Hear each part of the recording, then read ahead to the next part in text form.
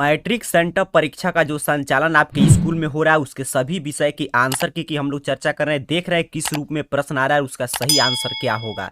इस क्रम में आज अभी हमारे पास साइंस का प्रश्न पत्र उपलब्ध हो चुका है, तो हम लोग साइंस के आपके विज्ञान विषय के सेंटर पे एग्जाम का ओरिजिनल क्वेश्चन पेपर है, तो देखेंगे इसमें कैसे कैसे ऑब्जेक्टिव और सब्जेक्टिव प्रश्न आए हैं, उनका सही आंसर क्या होगा, बिहार बोर्ड किस रूप में प्रश्न सेट कर रहा है और कैसे आपके मैट्रिक बोर्ड परीक्षा 2022 में प्रश्न आएंगे। अगर आपका साइंस का एग्जाम हो चुका है तो अपना आंसर मिला लीजिएगा, आपका पता चलेगा तैयारी किस स्तर का। अगर नहीं हुआ है तो आपके लिए ओरिजिनल क्वेश्चन पेपर है, यहां से एक एक प्रश्न को देखकर याद करके आप जा सकते हैं, और ये प्रश्न जरूर याद कीजिएगा क्योंकि फाइनल बोर्ड परीक्षा के लिए भी काफी महत्वपूर्ण है। तो प्लेलिस्ट सेक्शन में जाकर आप सब्सक्राइब करके देखिएगा, तो वहां पे मैट्रिक सेंटर एग्जाम 2022 के नाम से एक प्लेलिस्ट मिल जाएगा सबसे ऊपर, उसमें सभी वीडियो जो अपलोड किया गया है वहां से जाकर आपको जिस विषय का देखना है उसका देख सकते हैं, ercareerpoint.com वेबसाइट से जाकर इसका आंसर की और प्रश्न पत्र डाउनलोड कर सकते हैं। तो साइंस का पहला नंबर प्रश्न आपसे सेंटर परीक्षा में पूछा गया है कि प्रकाश के परावर्तन के नियम कितने हैं, तो 2। ये प्रश्न देखिए पहले नहीं पूछता था, बिल्कुल आसान टाइप प्रश्न है, लेकिन अब model paper, final board exam, centre exam सभी में पूछा जा रहा है। तो प्रकाश के परिवर्तन अर्थात कि लॉ ऑफ रिफ्लेक्शन कितना होता है, 2। आगे बढ़ेंगे, दूसरे नंबर प्रश्न की बात करें तो प्रश्न आपसे कह रहा है कि प्रकाश का वेग सबसे अधिक होता है, तो प्रकाश का वेग सबसे अधिक कहां होता है, निर्वात में, इस शून्य में जहां पे वायु भी नहीं हो, तो ऑप्शन डी राइट आंसर करेंगे। आगे बढ़ते हैं, तीसरे नंबर प्रश्न की बात करें तो आपके तीसरा नंबर प्रश्न आपसे पूछा गया है साइंस में कि प्रकाश का वर्ण विक्षेपण किस उपकरण से संभव है, तो बिल्कुल आसान है, क्या कहिएगा, प्रिज्म से। प्रिज्म से जब हम प्रकाश को गुजारते हैं तो उसका वर्ण विक्षेपण होता है 7 रंगों में बढ़ जाता है, तो ऑप्शन सी राइट आंसर याद रखना है। चौथे नंबर प्रश्न की बात करें तो प्रश्न आपसे पूछ रहा है कि सामान्य नेत्र के लिए अस्पष्ट दृष्टि की न्यूनतम दूरी तो कितना होता है, 25 centimetre, option A right answer है। आगे देखते हैं 5 नंबर प्रश्न, देखिए किसी स्टूडेंट के द्वारा सेंड किया गया है, तो आप लोग जैसे प्रश्न सेंड करते हैं उसी रूप में आंसर अपलोड कर दिया जाता है। ऐसे हम लोग सभी विषय अब समाप्त कर चुके हैं, एक इंग्लिश सेस है तो उसका भी आंसर की आप देखिएगा वेबसाइट पे अपडेट कर दिया जाएगा। 5 नंबर प्रश्न आपसे कह रहा है कि एक प्रिज्म कितने सतहों से घिरा होता है सर, तो ऑप्शन ए 5 सतहों से प्रिज्म घिरा होता है, ऑप्शन ए राइट आंसर आपको याद रखना है। प्रश्न काफी महत्वपूर्ण सेट किया गया है, तो एक एक प्रश्न को याद जरूर कीजिएगा। साइंटअप एग्जाम में तो आपका ओरिजिनल क्वेश्चन पेपर है तो सीधे सीधे से आप लिख सकते हैं, लेकिन फाइनल बोर्ड परीक्षा में भी यहां से प्रश्न आएंगे। छठा नंबर प्रश्न आपसे पूछ रहा है कि किस दर्पण में हमेशा वस्तु से छोटा प्रतिबिंब प्राप्त होता है। प्रश्न बड़ा शानदार पूछा कर रहा है कि हमेशा चाहे बिंब की दूरी कहीं पे हो तो वस्तु से छोटा प्रतिबिंब कहां प्राप्त होता है, तो उत्तल दर्पण में, तो याद रखेंगे ऑप्शन बी इसका राइट आंसर हो जाएगा। आगे बढ़ते हैं, 7 नंबर प्रश्न देखते हैं क्या पूछा गया है, तो 7 नंबर प्रश्न यहां पे है, कह रहा है विद्युत विभव है, आपसे पूछ रहा है कि विद्युत विभव का कौन सा राशि होगा, सदिश या अदिश, तो आपके बुक में स्पष्ट रूप से लिखा गया है कि विद्युत विभव अदिश राशि है, इसमें डायरेक्शन नहीं होता है, स्केलर क्वांटिटी है, तो ऑप्शन ए राइट करेंगे। आगे देखते हैं सर 8 नंबर प्रश्न क्या पूछ रहा है आपसे कि साइड मिरर के रूप में कौन सा दर्पण प्रयुक्त होता है, तो बिल्कुल आसान है, उत्तल दर्पण का प्रयोग हम गाड़ी के साइड मिरर के रूप में करते हैं, और दाढ़ी बनाने में पूछता तो अवतल दर्पण होता है। फिलहाल 8 का राइट आंसर आपको ए ऑप्शन कलर करके आना है। 9 नंबर प्रश्न आपसे पूछ रहा है कि जब प्रकाश की किरण हवा से कांच में प्रवेश करती है तो वह किरण मुड़ जाती है, तो जब हवा से कांच में प्रकाश की किरण प्रवेश करेगी अर्थात कि सघन विरल माध्यम वाला कॉन्सेप्ट यहां पे आपको लगाना है, तो अभिलंब की ओर मुड़ती है अर्थात कि अभिलंब के निकट, ऑप्शन बी राइट आंसर हो जाएगा 9 नंबर प्रश्न का। तो 10 नंबर प्रश्न आपसे पूछ रहा है कि चुंबकीय क्षेत्र का एसआई मात्रक, तो चुंबकीय क्षेत्र का एसआई मात्रक होता है आपका टेस्ला, ऑप्शन ए राइट आप करेंगे। 11 नंबर प्रश्न पूछा है कि समानांतर क्रम अर्थात कि पार्श्व क्रम में जुड़े दो प्रतिरोध जिनका प्रतिरोध R1 और R2 है, तो इसका समतुल्य प्रतिरोध R, तो R बराबर, चूंकि समानांतर क्रम में जुड़े हैं तो आप ऐसे पढ़ते हैं 1/R1 प्लस 1/R2, इसको हल करेंगे तो इतना आ जाएगा ऑप्शन सी, R1 गुने R2/R1 प्लस R2, तो 11 का हो जाएगा ऑप्शन सी। आगे देखिए 12 नंबर प्रश्न आपसे पूछ रहा है कि जूल बटा कूलम, तो 1 जूल बटा 1 कूलम बराबर वोल्ट, तो जूल बटा कूलम किसके बराबर होता है, वोल्ट के बराबर। ये विभवांतर का एसआई मात्रक है, तो राइट आंसर ऑप्शन ए पे दिया गया है। 13 नंबर प्रश्न देखिए आपसे पूछ रहा है कि दूर दृष्टि वाला नेत्र साफ साफ देख सकता है, अर्थात कि जो दूर दृष्टि से पीड़ित है वो किसकी वस्तु को साफ साफ देख सकता है, तो दूर के वस्तु को साफ साफ देख सकता है, नजदीक के वस्तु को नहीं, तो ऑप्शन बी राइट आंसर करेंगे। आगे देखते हैं 14 नंबर प्रश्न आपसे क्या पूछ रहा है कि हमारे घर में जो विद्युत आपूर्ति की जाती है वह होता है, इसका 14 नंबर का ऑप्शन सी पे राइट आंसर दिया गया है, 220 वोल्ट पर प्रत्यावर्ती धारा हमारे घर में आता है, तो ऑप्शन सी राइट आंसर आपको याद रखना है। आगे 15 नंबर प्रश्न आपसे पूछ रहा है कि लघु पतन के समय विद्युत धारा का मान सामान। तो देखिए टॉपर सीरीज जो आपका चल रहा था उसमें काफी आपको साइंस का मॉडल पेपर बताया हूं। देख रहे हैं कि लगभग आपको जितना बनाना है, आपको 80 में से 40 ही प्रश्न बनाना है, तो 40 से ज्यादा वहीं से उठाकर छाप दिया गया है। तो 15 नंबर प्रश्न की भी हम लोग चर्चा किए थे, कराए लघु पतन अर्थात कि शॉर्ट सर्किट के समय इलेक्ट्रिक करंट का मान तो बहुत अधिक बढ़ जाता है, याद रखेंगे ऑप्शन सी राइट आंसर है। आगे देखते हैं 16 नंबर प्रश्न कर रहा है बिजली का सुचालक है, तो बिजली का सुचालक ग्रेफाइट जो अधातु होते हुए भी बिजली अर्थात कि इलेक्ट्रिक करंट का सुचालक होता है, अपवाद है, ऑप्शन डी राइट आंसर होगा। आगे देखते हैं 17 नंबर प्रश्न आपसे क्या पूछा है, कह रहा है कि क्षारीय विलयन का पीएच मान तो 7 से अधिक, याद रखेंगे ऑप्शन बी। 7 होगा तो उदासीन हो जाएगा, 7 से कम होगा तो आपका अम्लीय होगा, लेकिन इसका आंसर है ऑप्शन बी क्योंकि क्षारीय पूछा है। आगे बढ़ते हैं 18 नंबर प्रश्न आपसे कह रहा है निम्न में से कौन विजातीय यौगिक है, क्वेश्चन बैंक से प्रश्न रिपीट किया गया है, तो plaster of Paris odd compound पूछा था, तो ऑप्शन डी राइट आंसर आपको याद रखना है। 19 नंबर प्रश्न की बात करें तो प्रश्न आपसे पूछ रहा है सर कि बेकिंग सोडा का रासायनिक सूत्र, ये भी प्रश्न कितना बार हम लोग पढ़े हैं टॉपर सीरीज में, तो हर साल के लिए महत्वपूर्ण होता है। तो बेकिंग सोडा का रासायनिक सूत्र होता है NaHCO3, ऑप्शन ए पे दिया गया है। आगे देखिए 20 नंबर प्रश्न आपसे पूछा जा रहा है कि निम्नलिखित में किस हाइड्रोकार्बन में कार्बन परमाणु के बीच 3 आबंध हैं, अर्थात कि इस चारों ऑप्शन में से बताना है कि इसमें किसमें कार्बन कार्बन के बीच में ट्रिपल बॉन्ड बनता है। 20 का राइट आंसर है ऑप्शन ए C3H4 में क्या है, कार्बन कार्बन परमाणु के बीच देखिए ट्रिपल बॉन्ड है, तो ऑप्शन सी राइट आंसर करेंगे।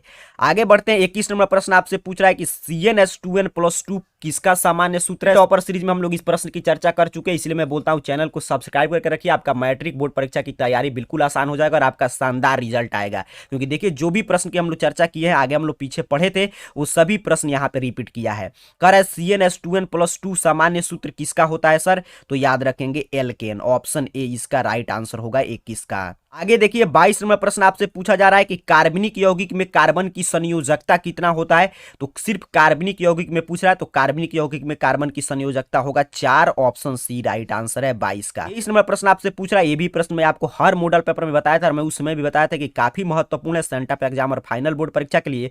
देखिए सीधे सीधे प्रश्न रिपीट किया है, अम्ल राज्य में HCl और HNO3 का अनुपात क्या होता है सर, तो याद रखेंगे ऑप्शन बी 1:3, 1:3 याद कर लीजिए और इसको पलट देगा, इसको यहाँ पे लिखेगा, यहाँ पे तब होता 3:1, लेकिन इसका राइट आंसर है 23 का, ऑप्शन बी।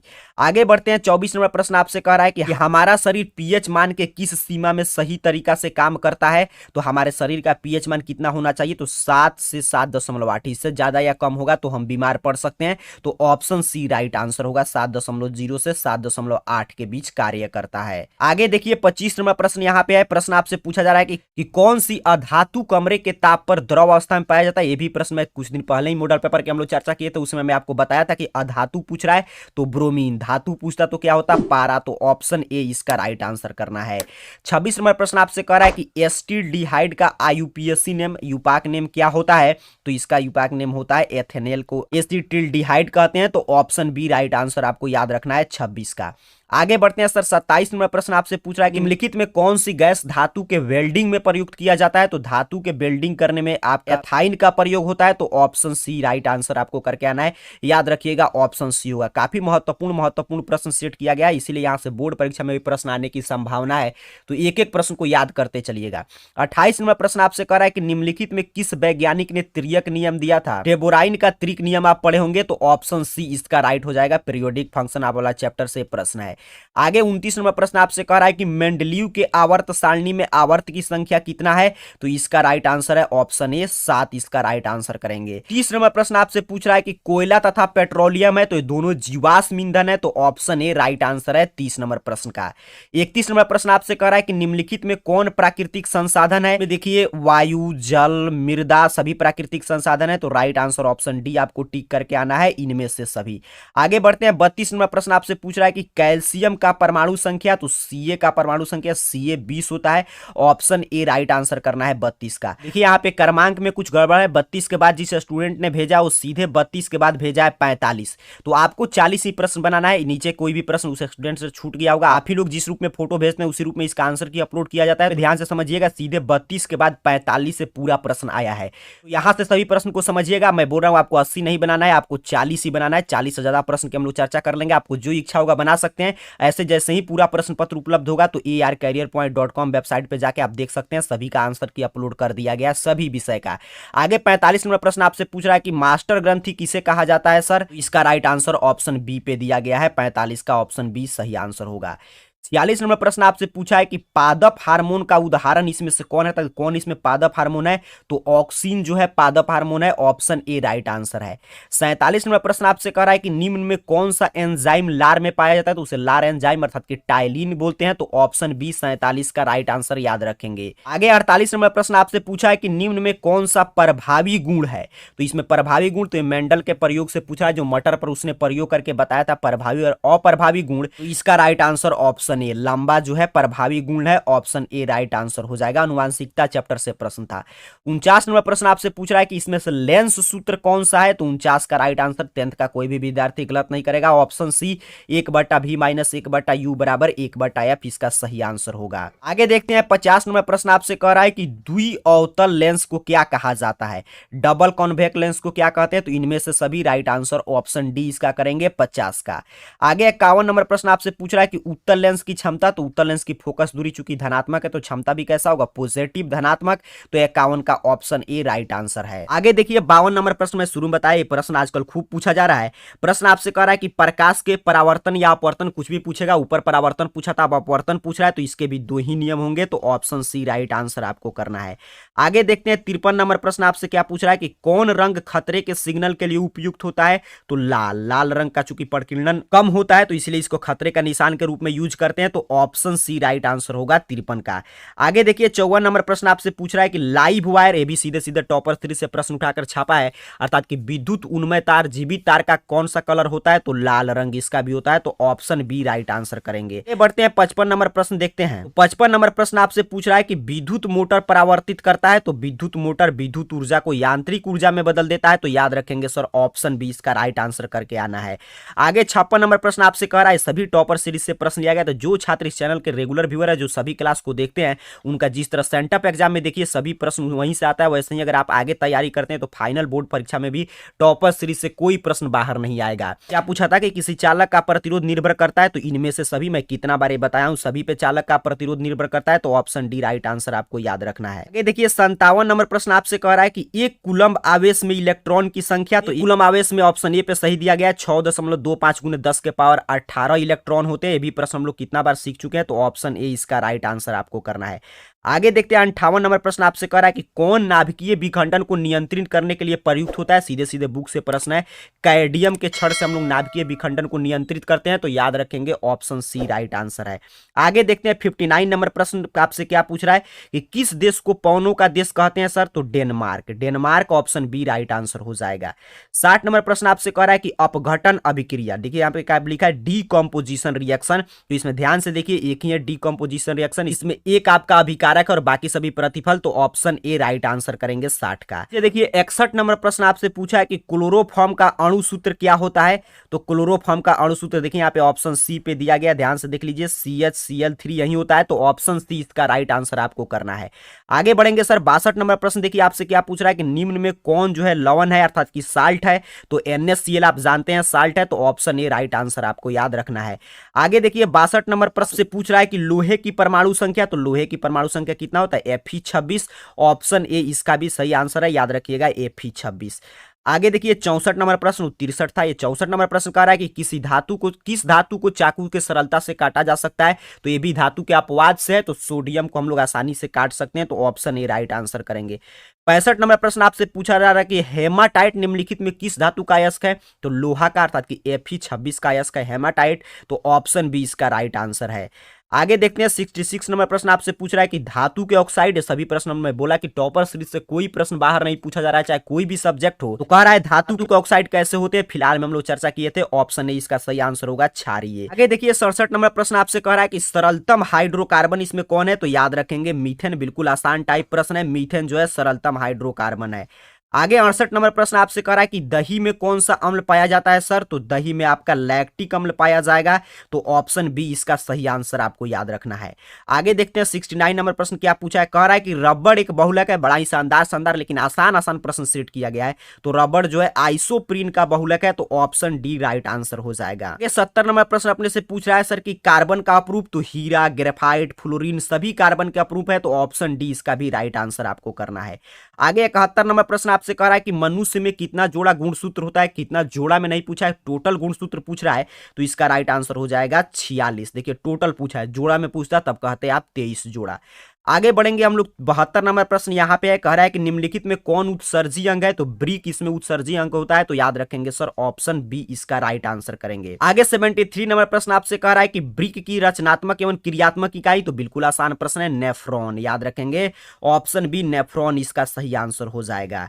आगे देखते हैं 74 नंबर प्रश्न आपसे क्या पूछा है कि पाचन क्रिया कहां पे पूर्ण होता है। तो पाचन क्रिया शुरू होता है मुख गुहा से, लेकिन कहां पे पूर्ण हो जाता है सर? तो बड़ी आंत में, यहां से आपका इसका उत्सर्जन क्रिया शुरू होता है। तो ऑप्शन ए राइट आंसर याद रखेंगे 74 का।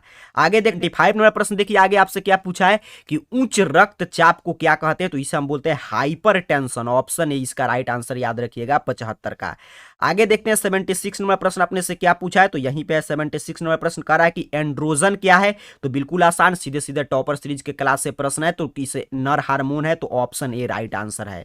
आगे बढ़ते हैं सर 77 नंबर प्रश्न की बात करें। तो प्रश्न आपसे कह रहा है कि सबसे छोटी अंतःस्रावी ग्रंथि है। सबसे छोटी अंतःस्रावी ग्रंथि है। तो ऑप्शन बी पिट्यूटरी ग्रंथि जो है इसका राइट सबसे छोटा होगा इस चारों ऑप्शन के अनुसार। तो ऑप्शन बी इसका राइट आंसर करेंगे।